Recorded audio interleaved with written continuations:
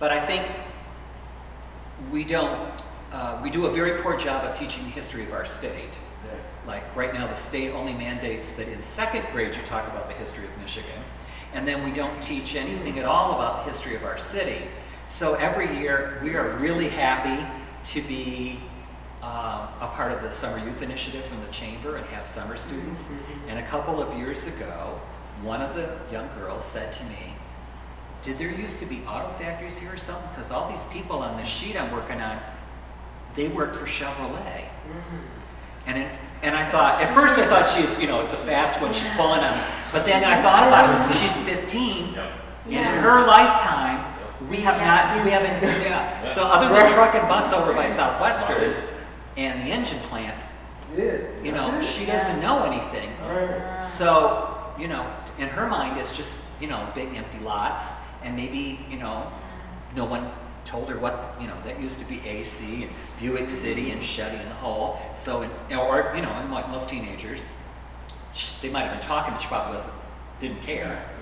Because it didn't mean anything to her. But she's working on this and she sees this and it's like, what's going on? And so, you know, I thought, man, we really don't tell our story. You know, so kids constantly think, Flint's always, like one girl told me, well, Flint's always been a ghetto. And I thought... And then when we do tell our story, we tell a great story. We do, but I think we need to tell the story that Flint was, and I'm not going to say it was utopia, but it was a place where people from really diverse backgrounds came and could make a better life. So Jews, Poles, Czechs, Hungarians, Romanians, and that's not to say there wasn't prejudice, because there was, and it's not just black, it's religious prejudice against Jews and Catholics, and then you have, like in the 1920s, we have a police chief, and he thinks anybody that's Czech is probably a communist. So he's investigating them, and he's reporting to back. We actually had hearings in Detroit on communists, and he tells about all of the people from Poland and the Czech Republic, Czechoslovakia, that lived here, who he's keeping an eye on them. And not only that, many of them turn out to be union organizers. Oh, goodness. And on top of that, several of them are Jewish and they attract the blacks. Right, and they're all, yes, and they're or the St. John neighborhood, which really must have been this incredible amalgamation of people where everybody's together. It was. In their, but you know, they all have their own whatever, but you know, Balkan Bakery, everybody's going to Balkan Bakery. They all have their own church, but everything else is intertwined, and these people find out a way to get along. People have very fond memories. Yes, and I hear that all the time. I hear that all the time. My grandmother said she grew up, and I'm like, oh, because people come back and they'll say, well, we want to drive over there. And I'm like, well, there's no driving over there because it's not there. Yeah, it's, you know, I said, you can drive down Massachusetts and you can see empty land, but there's no, you're not going to find the house because it's not there. Because they like knocked it all down, and you know, some of it's under 475 and some of it's just not there. It's an empty field.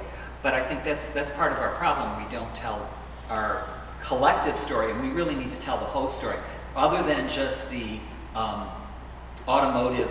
You know, Flint somehow, you know, General Motors came and founded this town in 1908, and then General Motors picked up sticks and left, and there was nothing left. When Flint started in 1855, and it's still here, General Motors did do the job on us and pick up and leave, but you know, there's all this other stuff that was going on, and you know, like one of the first women to get on a local school board, it's a white woman. She's an osteopathic doctor, because before women could vote in school board elections because they have a stake in it because they're the primary caregivers for their children. So they figured women would be, before they get the vote in 29, I think it's like in the 19 teens, the state says, or it's in the 1900s, so right around the turn of the century, women can vote in school boards and serve on school boards. And Flint puts 3 women right away on the school board. Because women, have this vested interest in making sure their children get an education. But we don't talk about that, So we have, Dr. Williams, there was some mention of him when his daughter became mayor, but they closed his school, and I bet you most kids would not have heard of him. They might have heard of Floyd McCree because they did name the Montgomery Ward building after him, when they turned it into a court, and McCree Theater. But they probably have never heard of Dr. Leach, which I always think is such a shame, because he's here early, and he's on all of these. He's on the national board for the NAACP. He's on the state board. He's on the local board. He's on the Republican committee here for Genesee County. He's got some pull, and yet nobody seems to have heard of him. And I will say it was very. I thought it was very. He didn't die until fairly recently, for some of us, 1981. His obituary is on page D1. I would have thought he'd been front page, if not page A1, A3. No, he's D1. All the articles on Dr. Leach passing are in section D. So the first section is your big national and state news. B is the women's pages. C is the sports pages, and D is whatever's left. And this is 1981, and he's whatever's left. Relegated to the back burner, basically. Yeah, it's like long lost siblings find each other and all that. He's back there with those stories. And I thought that's really, I thought he deserved better. Yeah, I thought he deserved better. So Dr. Williams is your first African American on the school board, and his wife is your first African American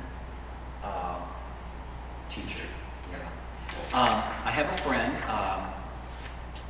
Dan Pozeric, who's working on a history of first judge, not necessarily African American, first judge, first woman judge. And then he wants to list all of these people in their office order. So when I got started on doing this, he said, well, I can tell you about African Americans.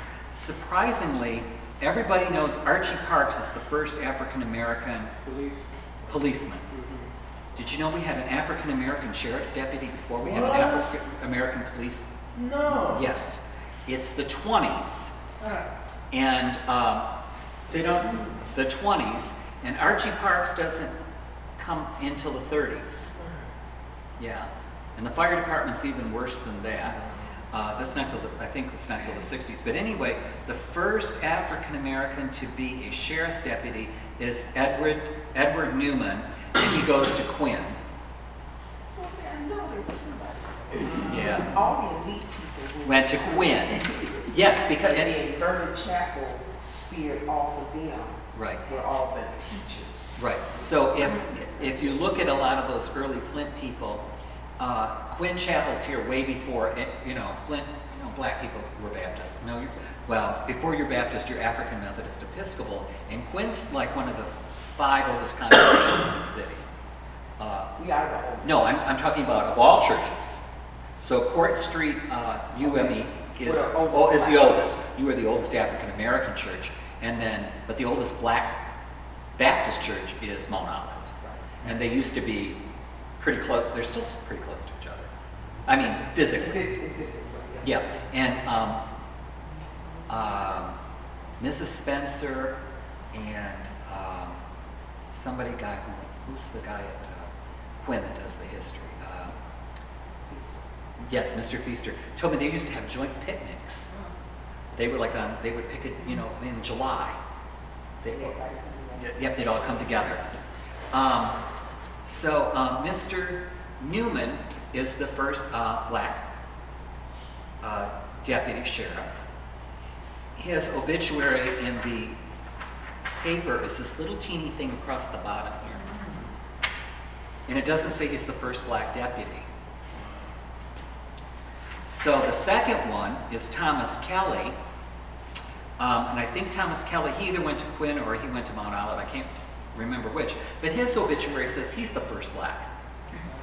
But Mr. Newman worked from 1921 to 25, and Mr. Kelly didn't start till 1927. So even in the paper, who's first is a matter of some dispute. So Dan went and looked this up, and Newman is there first, but Mr. Kelly's obit says he's first. So who's, I mean, you know, that's like, who's the first black child in Flint? Then I didn't say he was. Yeah, see, you didn't know, but then, you know, here it even tells me when Mr. Kelly worked for the Sheriff's Department. And it's before this guy does, and his obituary gives his dates too, but it says he's first, yeah. Right at the very bottom there. That's not even a column.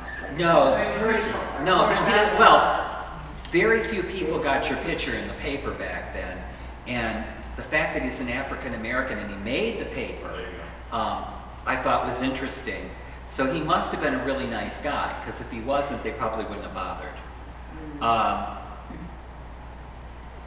So the first African American to be a supervisor in the Sheriff's Department was Gilbert Metlock, and then the first African American woman to be a supervisor was Mary Ellen Hardy, who died 6 months before she was supposed to retire. And then the first undersheriff was Arthur Evans. Oh. Yeah.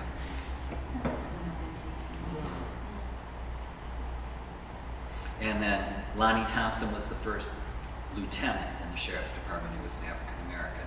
The first woman in the Sheriff's Department was Wanda Hutchinson, and she worked at the juvenile division in the, you know,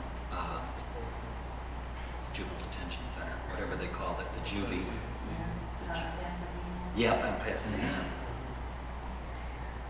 I worked for a while with a man who I believe, I remember correctly, told me he was the first African American firefighter. Do you have anything on the fire department? Yeah, let me look, because If I hear the name, I'll be able to remember. About 5 minutes, guys. Yeah. okay. Fire Department, Joe Davis. No, that's not the name. It was Joe Davis. He got hired in 1961. And Mr. Jackson used to be our security officer. He worked for the fire department. And this guy was for almost 10 or 15 years the only African American in the fire department. Yeah, then my memory is not. He said it was very rough. He got all the crap jobs. Oh, yeah, imagine. He got all the crap jobs. But he was the first African American in the fire department. Now, in this research, what, if anything, what has this research done to you? What has it? Well, one, some of these names I recognize. Okay, so McCree, you know, because I'm old enough to remember when he became mayor, and he would be on the news. I remember vaguely when Dr. Williams died, because it was on the news because he had a heart attack, and it was in Florida, and it was a big deal.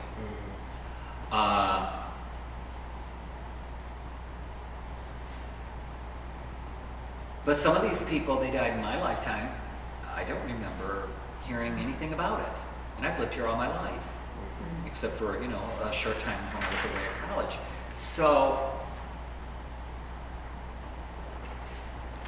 and I'm interested, you know, and I've always been kind of interested. So, what if you're not kind of interested? And then the thing that I remember in Dr. Leach's, the article that they wrote on him in the journal, they quote Melvin Banner. And how many people know who Melvin Banner is? He was a teacher. He was a teacher. He also ran an African American newspaper, and he wrote 2 or 3 little teeny books on African Americans in Genesee County and Flint. Other than Rhonda Sanders' oral history, that's it. And Mr. Banner's were fact-based. I mean, some of it is people told him things, but most of it he's footnotes. You know, he's a teacher, so he's got to, you know, and this is, he's back, he retires in the 80s, so everything is very, some of his language is kind of folksy, but the layout's kind of academic, so it's all footnoted. Well, he doesn't do a lot of African Americans first, because I don't, a lot of African American first, because I don't think a lot of people were keeping track. It was more important to get the job done. Right. But later on, it would be nice to know. And it would be nice to know who had to put up with all that crap to get to that point to make it possible for other people to follow them. And so we're not always lucky enough to know those names. And I don't know sometimes if we're going to be able to find out, just like the two sheriff's deputies. One, it doesn't say anything in his obit about him being the first. The other one, who comes later, it says he's the first. Well, he might have felt like he was the first. You know, it might have been so awful he thought he was the first. Yeah, so to give you an example of that, I'll use myself. So I was in Flint in the mid-80s working here, and then came back in the mid-90s, and then moved here permanently in the late 90s, and it wasn't probably until the last 5 years that I ever heard about St. John Street. Oh, really? Yeah. Wow. And it's just, it's not commonly talked about. It's not, I don't know, it's just not out there anywhere. It's amongst the St. John crowd. Yeah. And if you were part of each area, you did not mingle. I knew about St. John because when they went through and demolished that area, the Catholic church that was there, which was St. Joseph, they forcibly merged them. Well, they were losing their building in a choice, with the church my mother went to, and that's where I was going at the time. And so all these people who English is their second language, all of a sudden started going to our church, and they would tell you all about it. And they were very upset about their neighborhood being destroyed. Yeah. They were not happy campers. Yeah, so then I also at St. John, actually one of the first times I heard about it, people one who was no longer here, but some people who worked at City Hall at the time, who were charged with relocating folks. And they devised a plan. This is Paul Shaheen and Art Wensloff, actually. Okay. And they devised a plan to try to relocate en masse. Oh, to keep the neighborhood together? To keep the neighborhood together with the businesses. And the mayor said, no way, not spending any money on those folks. Oh, sure, because they're all poor and they're ethnic, so why bother? Yeah. Well, can I give you a background on that? There's a history on that. In 1954, the Eisenhower administration, it was intentionally done across the country. It was. Right. So what, it's a To urban the renewal. the unity in the black community. Yeah, That it was was. intentionally done. In every urban area, that was the African American community, especially. But there were so many houses within so many neighborhoods that were accessible to black families. And once that neighborhood reached that number, there was no more to go into that area. So they were placing families where they wanted them to be. And real estate. Oh, because it was redlined. It was redlined. So once you didn't go on the west side, period. Right. So, you know, Not once until they- the late 60s. Exactly. Yeah. Thank you so much. Thank you. Good Thank you job. very much. Yes, thank you. All right.